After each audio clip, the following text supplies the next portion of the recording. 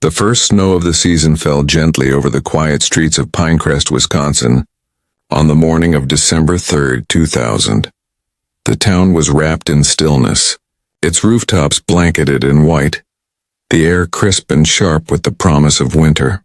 At the edge of town stood a small crafts shop called Meadowlight Studio, where candles flickered in the windows and the faint scent of pine drifted through the air.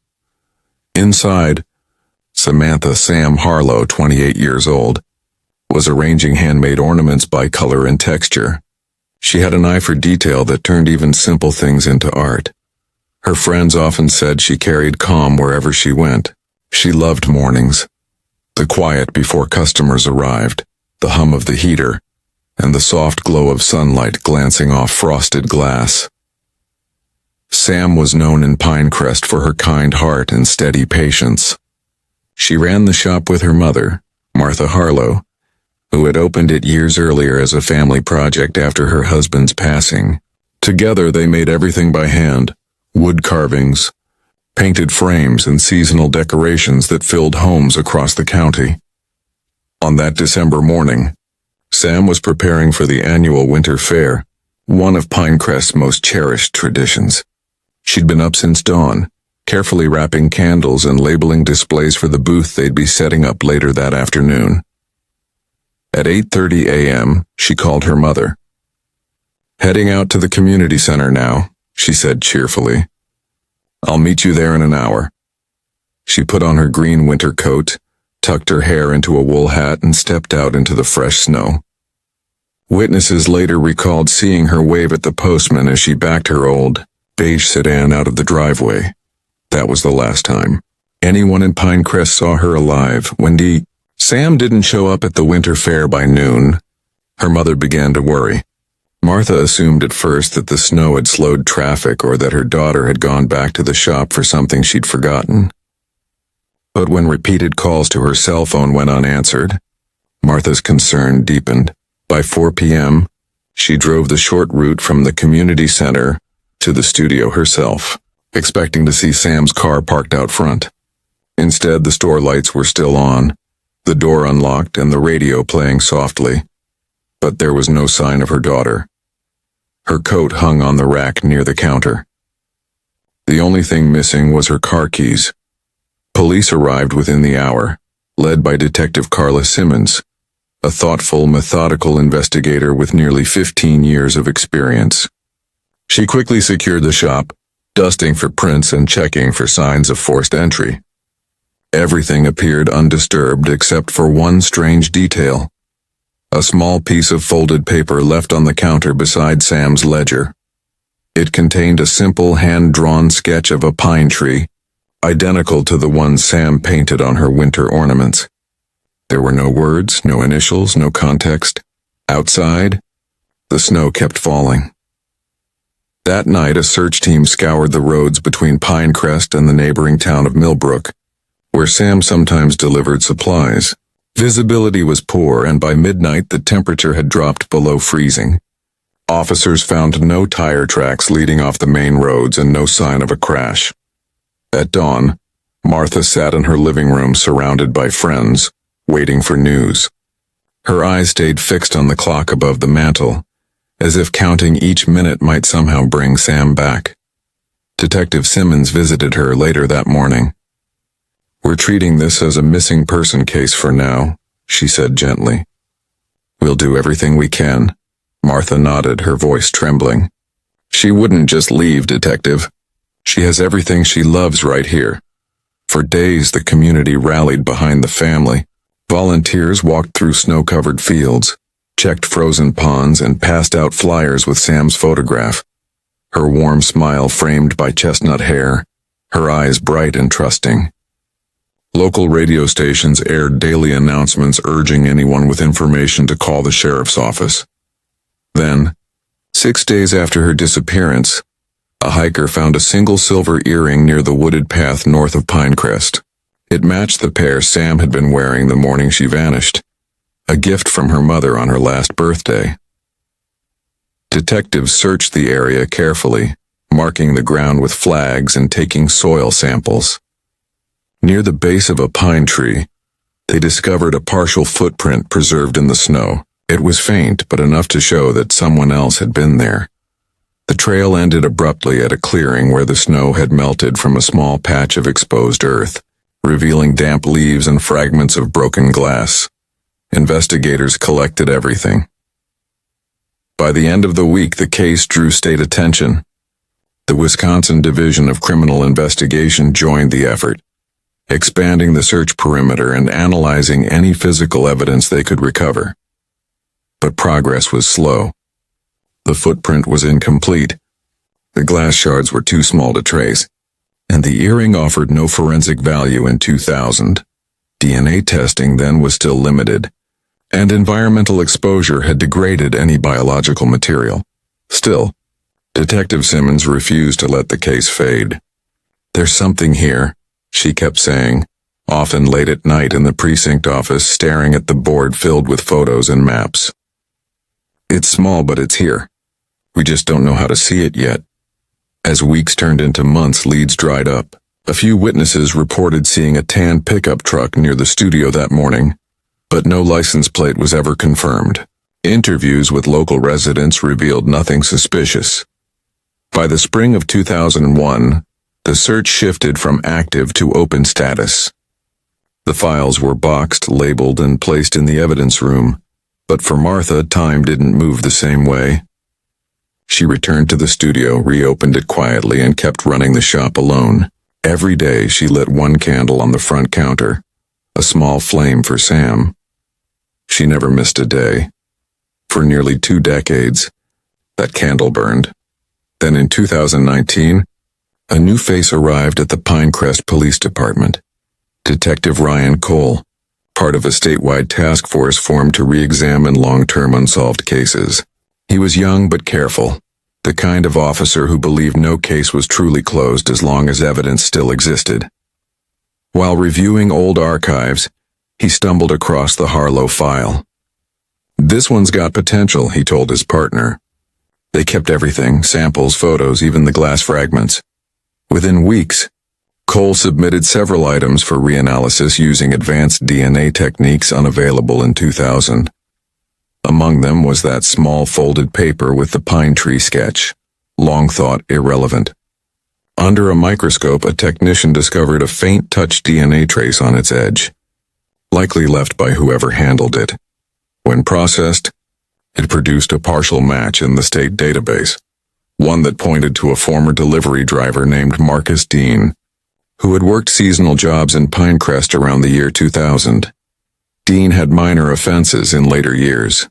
Nothing violent, mostly traffic-related, but the match was enough to reopen the file officially.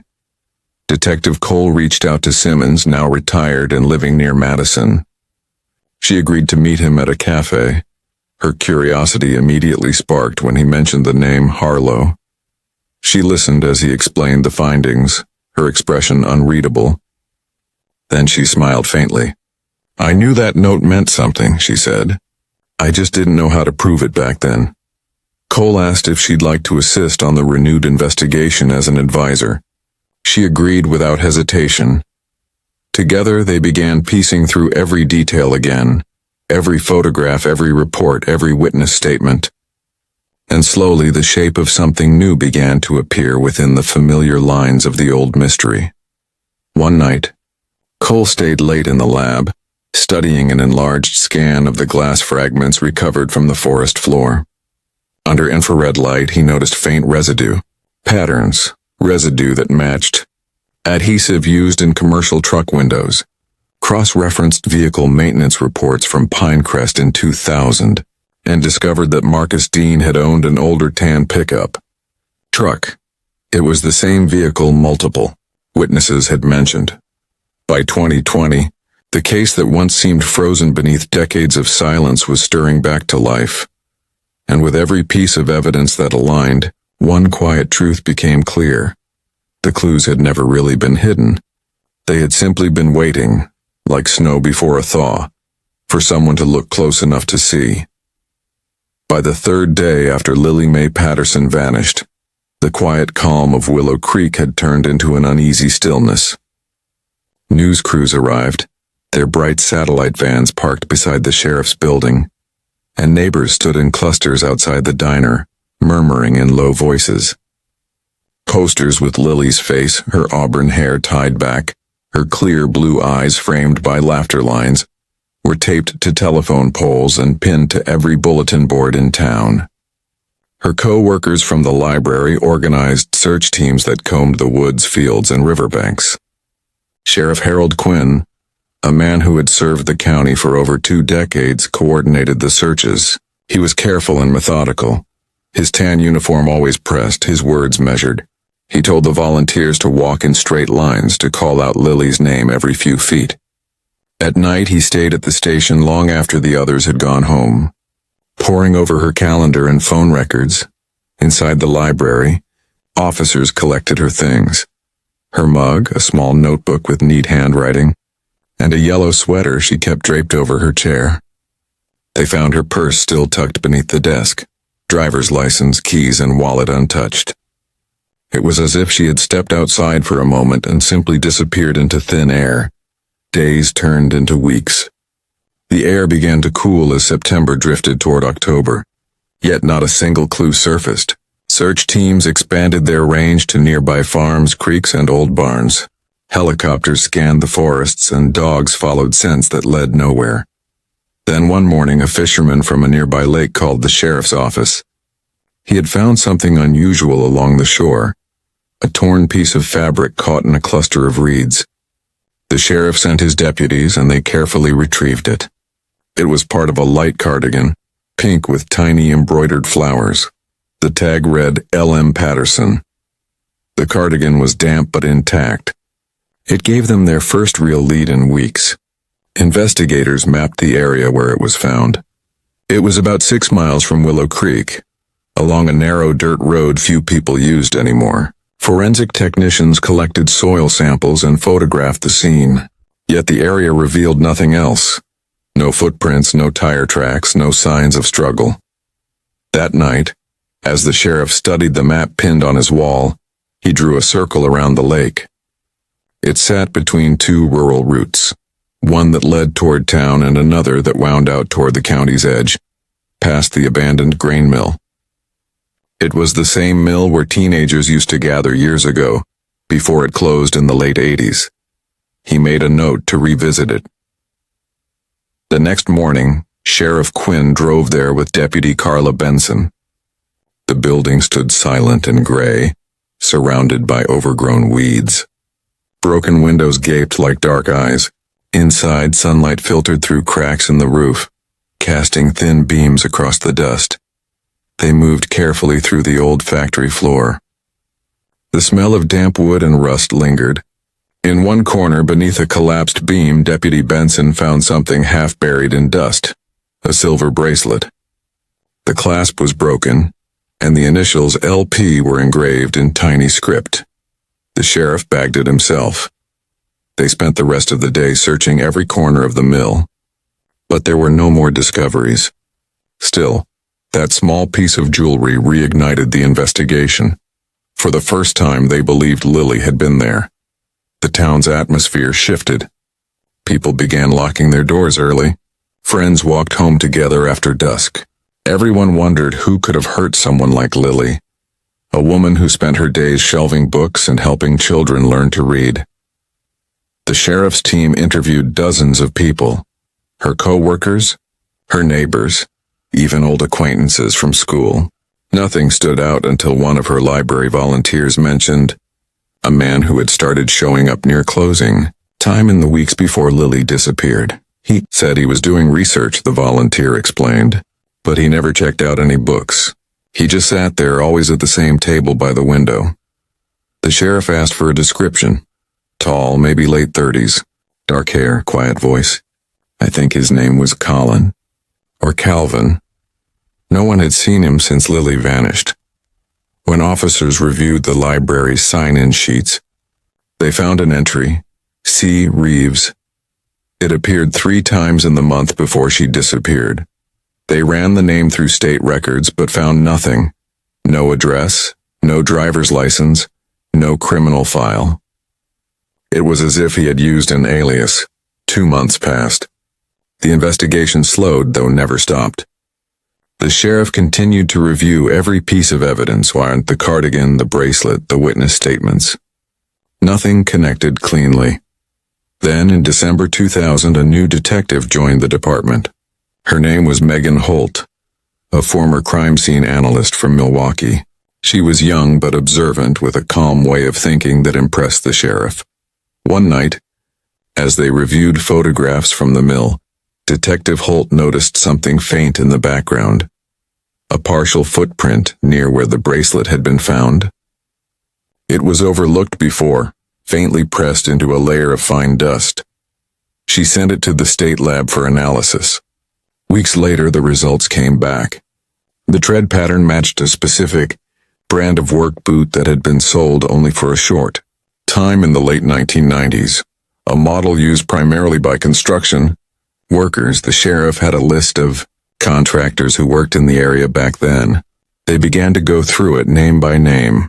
One stood out: Calvin Reeves, a former building contractor who had worked on a remodeling project near Willow Creek around the same time. He had left the area suddenly in 2001 and never returned. The name was close enough to the one on the library sign-in sheet to draw attention. The sheriff tracked down an old address from a payroll file. It was registered to a small house in La Crosse, 2 counties away. But when officers arrived, they found it long abandoned. Still, neighbors remembered him. They said he had been quiet, polite, and often worked late hours. One older neighbor recalled something else: a red pickup truck that Calvin drove, which had a dent on the passenger side. It was a detail that stayed in the sheriff's mind for years. The case continued through 2001 and 2002, but no new leads surfaced. Eventually, with no evidence tying anyone directly to Lily's disappearance, the case grew cold. Her family held a memorial service at the town church where candles flickered on the altar beside her photograph. But Sheriff Quinn and Detective Holt kept her file on the active list. Every year they reviewed it again, hoping something new might surface. Time passed. New officers joined the force. Technology advanced. DNA testing became more refined, allowing scientists to analyze even the smallest trace of material. In 2011, 11 years after Lily disappeared, the Wisconsin State Crime Lab launched a new program to reevaluate unsolved cases using modern DNA tools. Among the first files sent for review was Lily Mae Patterson's. The forensic team tested the fabric of the pink cardigan again, searching for microscopic traces that might have been missed before. This time they found something: a faint biological sample embedded in the seam. They ran it through the National DNA database. Weeks later, a result appeared. The sample matched a man named Calvin Reeves, who had recently been entered into the system after a minor workplace injury required a background check involving his fingerprints, and a DNA sample. The sheriff's phone rang that same afternoon. After 11 long years, they had their connection. Detective Holt reopened the case file that had sat on her shelf for a decade. She looked at Lily's photograph and whispered softly, "We're close now." The department gathered in the conference room, going over every detail once again. They traced Reeves's movements after 2000. Records showed he had moved between several small towns across Wisconsin and Minnesota, working on construction contracts under slightly different names but always the same birth date. They located him in early 2012, living quietly in a rental house near Winona.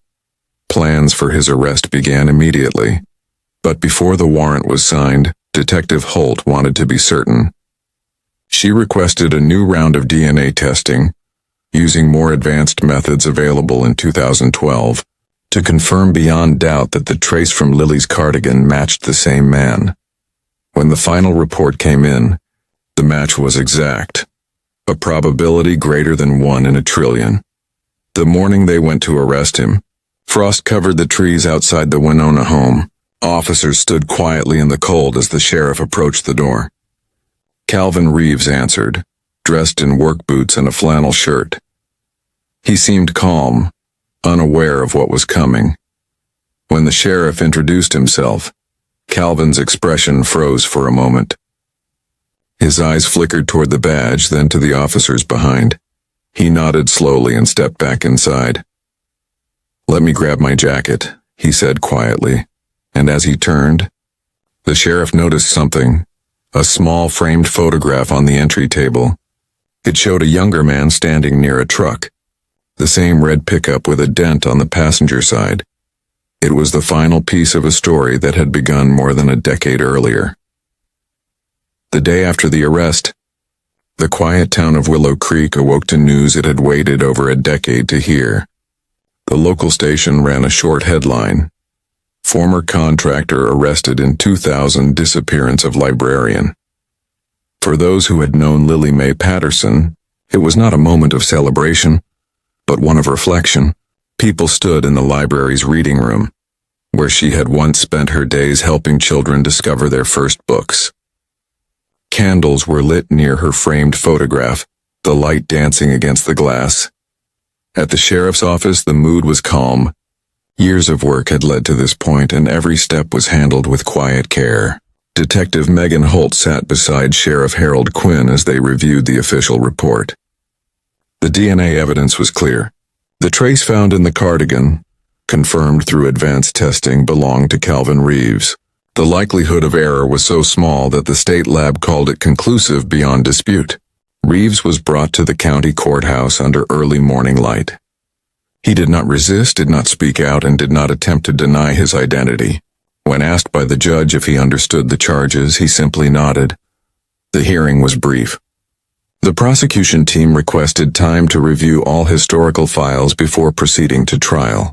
The sheriff's deputies returned to the station, carrying boxes filled with photographs, reports, and evidence logs from the year 2000. Everything that had once gathered dust now felt alive again, connected by a single thread that had finally surfaced. In the months that followed, new witnesses came forward. One man remembered working alongside Reeves during a construction project near the grain mill that same summer. He recalled how Reeves sometimes left early on certain evenings, taking long drives out toward Willow Creek. Another woman, who had volunteered at a nearby community center, said she had seen Reeves once at the library. He was polite, she said softly. He asked about old maps. No one had suspected anything back then. He blended easily, the way people do when they carry no visible trace of their secrets. When the defense team reviewed the case, they requested independent testing of all forensic materials. The state agreed. The second analysis matched the first exactly. Every scientific measure pointed toward the same conclusion. The district attorney called a meeting with Lily's family to explain the process. Her younger sister, Clara Patterson, attended with her husband and their teenage children. She had grown older since the last time her sister's name filled the news, her hair now streaked with silver. When the DA gently laid out the evidence, the DNA, the timeline, the recovered bracelet, the testimony, Clara listened quietly, her hands folded in her lap. When the presentation ended, she spoke softly. Lily always believed that truth had a way of returning, she said, even if it takes years. The room was silent for a long time after that. The trial began in early spring 2013 at the Dane County Courthouse. Reporters lined the steps each morning, and people from Willow Creek drove hours to attend the hearings. Inside the courtroom, the air was respectful, the atmosphere solemn. The prosecution presented the story carefully, not as a tale of loss, but as one of patience and persistence. They described how evidence, once too faint to read, had been preserved through diligence and modern science. They showed the cardigan, sealed in protective glass, and the bracelet with the broken clasp.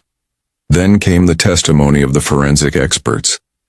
Each one explained how the genetic markers matched, how the probability of error was less than 1 in a trillion, and how the advancements in DNA technology had turned what once seemed impossible into certainty.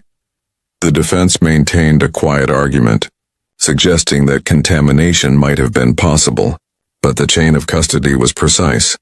Every item had been sealed, logged, and stored correctly from the moment it was collected. When Detective Holt took the stand, her voice remained calm. She described the moment she noticed the faint footprint in the photograph, the detail that had reignited the entire case. "I remember thinking how small it looked," she said, "but how clear it felt. Sometimes the smallest marks hold the largest truths." Her testimony drew quiet nods from the jurors. Over the next 3 weeks, the courtroom listened to hours of evidence, timelines, and expert statements. The sheriff testified last. He spoke with steady voice, explaining how every year since 2000, the case file had remained open on his shelf. "We never stopped looking," he said simply, "because someone like Lily deserves to be found." When closing arguments ended, the jury retired to deliberate. The courthouse grew still. Outside, spring sunlight filtered through the tall windows. Lily's family sat together in the second row, hands joined. It took just under 5 hours for the jury to return. When the four-person stood, the words were simple and clear. The verdict was guilty on all counts. There were no cheers, no outbursts, only a long, quiet exhale that moved through the courtroom like a breeze. Clara looked toward Detective Holt and the sheriff, her eyes steady. "Thank you," she mouthed. Weeks later, at the sentencing, the judge spoke with gravity. "This case reminds us that truth does not fade with time," he said. "It waits patiently in the hands of those who continue to search for it." He commended the investigators for their persistence and the forensic scientists for their dedication to innovation. Reeves was sentenced according to state law and transferred quietly to state custody. After the proceedings ended, the sheriff and Detective Holt returned once more to Willow Creek. They stopped at the small lake where the cardigan had been found years ago. The air was still, and the reflection of trees shimmered across the surface. "This is where it all started," the sheriff said quietly. Holt nodded. "And where it finally rests." They stood in silence for a while before heading back to town. At the library, the community gathered for a dedication ceremony. A new reading corner was created in Lily's memory, with soft chairs, shelves of children's books, and a plaque that read, "In honor of Lily Mae Patterson, whose kindness and love for stories inspired generations." Children sat cross-legged on the rug as a local teacher read aloud from Lily's favorite book. The room was filled with soft light and gentle laughter, the kind Lily had once brought into every corner she touched. Outside, the town square felt alive again. The bakery reopened after renovations and the diner filled with weekend chatter. The people of Willow Creek began to carry her memory not as sorrow, but as strength, a quiet reminder that every unanswered question holds within it the possibility of peace. In the years that followed, the story of Lily Mae Patterson became part of Wisconsin's broader history of perseverance. Her case was studied by students at the state's forensic program, cited as an example of how small details, a torn cardigan, a faint footprint, a single preserved file, could change everything. Detective Holt continued her work with the department, mentoring younger investigators. She often told them about Lily's case when training new recruits. "Every file," she said, "is a promise to someone. Even if you don't know them, you owe them your patience." Sheriff Quinn retired a few years later, leaving behind a record of steady leadership and quiet determination. On his last day, he placed a photograph of Lily back on the wall, beside others whose cases had been solved through his years of service. He touched the frame lightly before turning off the office light. 2 decades after the day Lily disappeared, Willow Creek remained a small, peaceful town. The library still stood on its corner, surrounded by the same oak trees that had shaded its steps in 2000. And each year on the first Saturday of September, the townspeople gathered to celebrate a day of stories, honoring not only books but also the idea that truth, too, is a story, one that eventually finds its voice. Clara Patterson attended every year. She often brought fresh flowers for the reading room and greeted the children who had grown up hearing her sister's story.